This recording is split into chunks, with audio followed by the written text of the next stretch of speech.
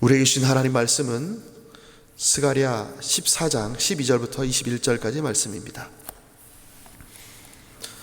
스가랴 14장 12절부터 제가 있는 성경으로 구약성경 1325면에 있습니다. 스가랴 14장 12절부터 21절까지 우리 한 목소리로 봉독하겠습니다. 12절부터 21절까지 함께 읽습니다. 시작.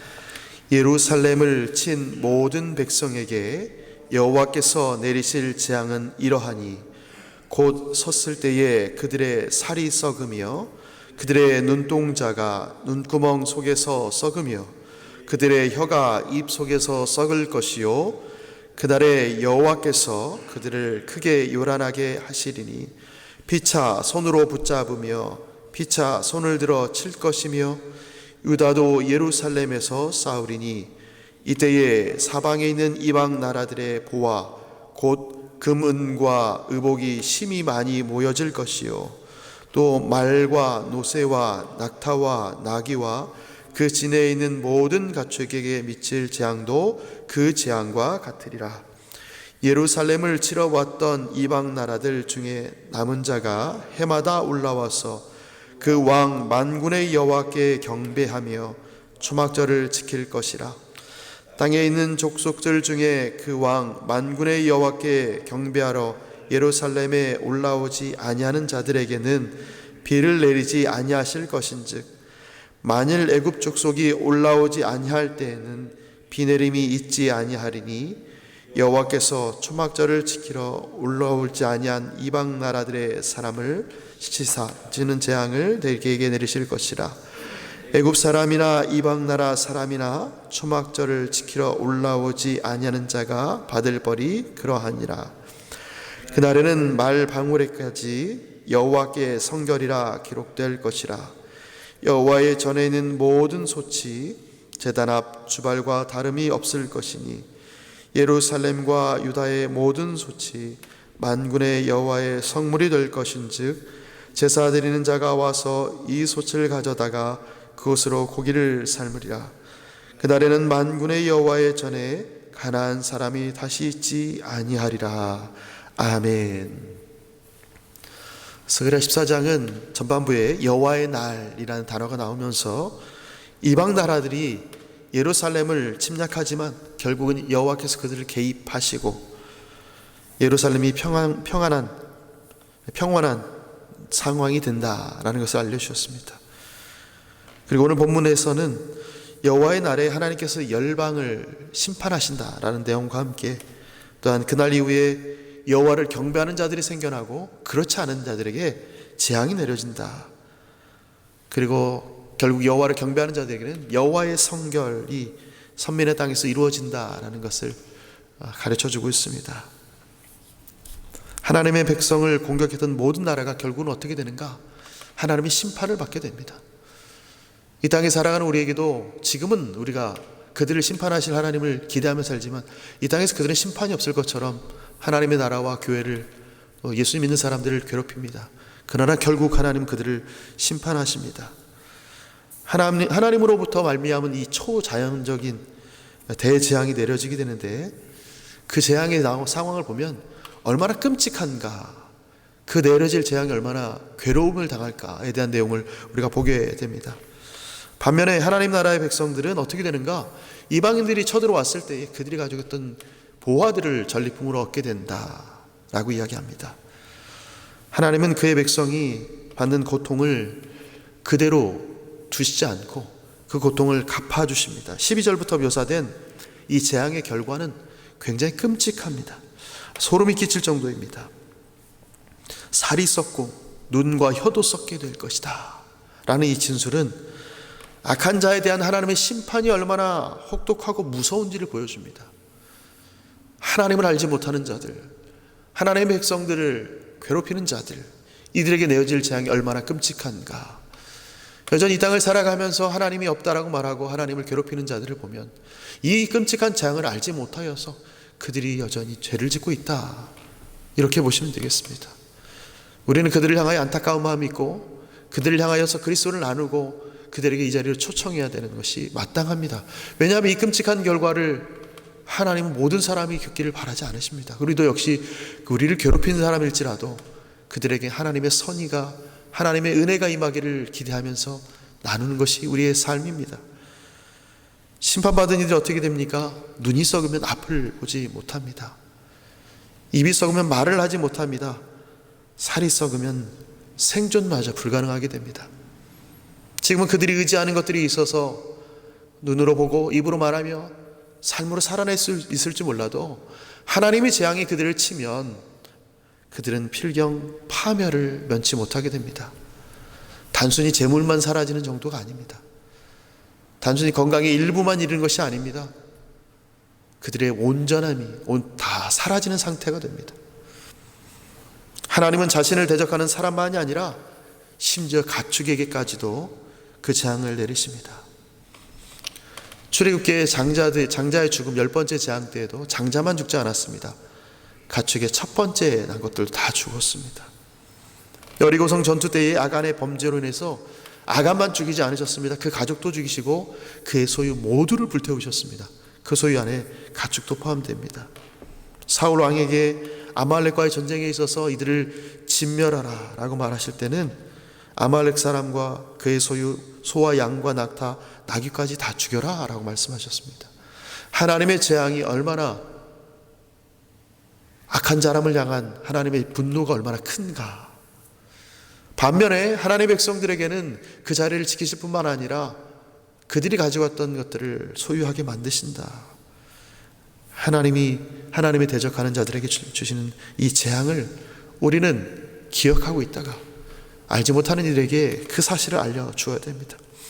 반면에 우리는 하나님의 백성으로서 누릴 것들을 기대하면서 이 땅의 고난과 환난을 버티고 때로는 하나님 주 은혜로 매일을 살아내셔야 됩니다.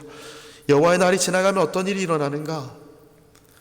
분명히 심판받을 이들도 있는데 또한 그 안에서 은혜를 입을 자들이 있습니다.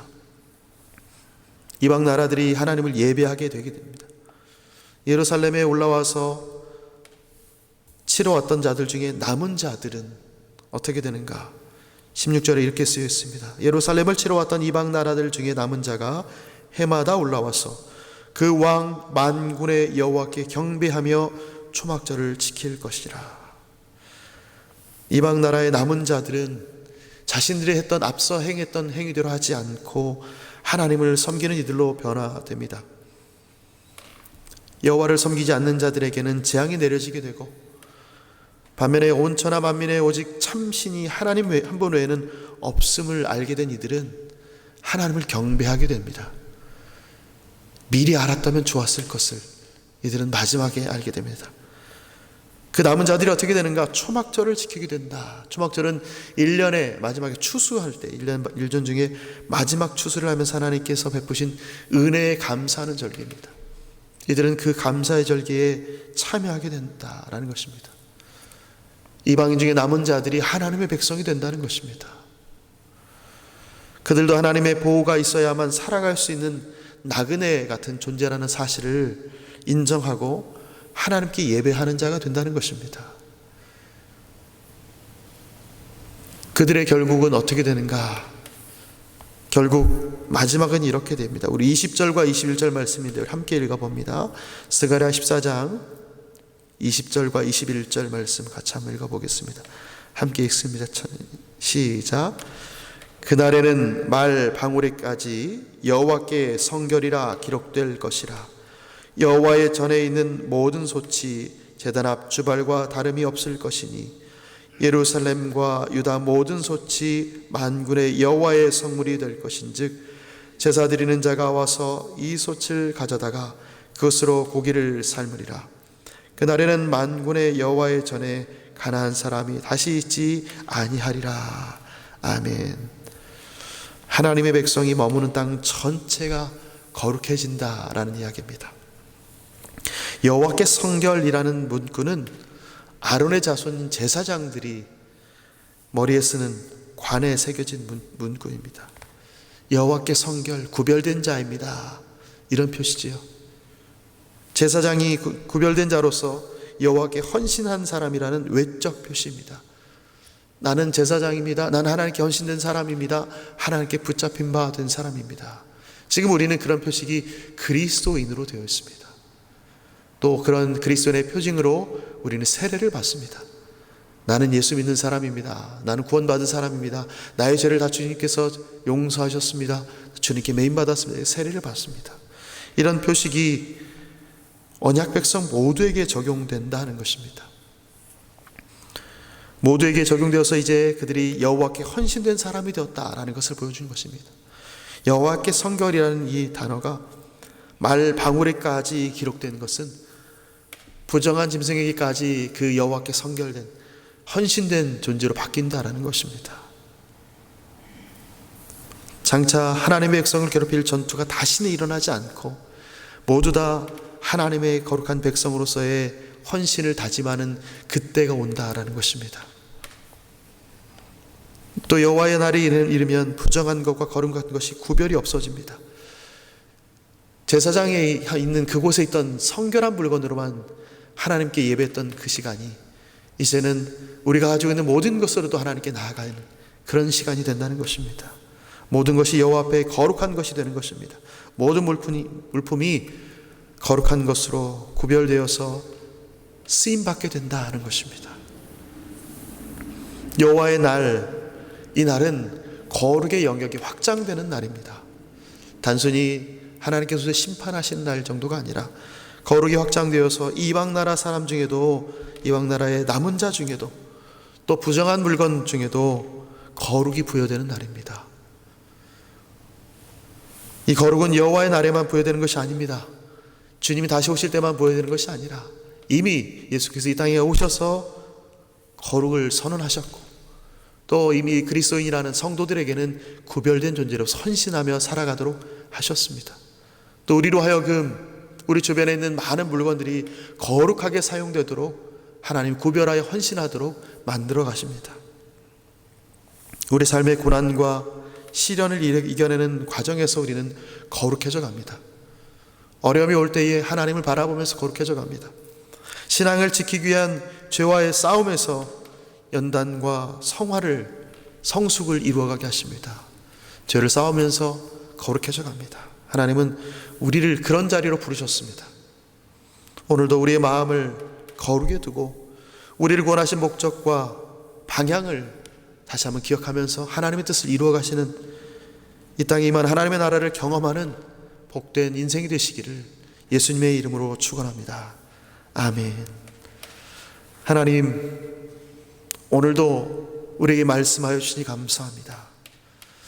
구별된 존재로서 이 땅의 삶을 살아가게 하시고 우리로 하여금 이 땅에 이방인으로서 남은 자들에게 여호와께 성결이라는 구별된 표시를 나눠주라고, 그들로 하여금 초막절을 지키는 자들로 세우라고 우리를 먼저 불러주셔서 감사합니다. 주님 오시는 그날에 이 거룩을 향하여 달려갈 터인데 주님 오시기까지, 주님의 나라 임할 때까지 이 거룩을 훈련하는 우리 인생이 될 수 있도록 붙들어 주옵소서. 오늘도 주님이 주신 이 복된 인생을 살아가려고 하루 한번 주님 앞에 엎드릴 뿐만 아니라 매 시간 엎드리고 또 이 땅에 사람들을 만나러 나아갑니다. 이웃을 만나고 친구들을 만나고 성도들을 만날 때마다 우리의 거룩이 흘러가는 귀한 은혜가 임하도록 우리를 도구로 사용하여 주옵소서. 오늘 하루도 지키실 하나님께 감사드리며 예수님의 이름으로 기도합니다.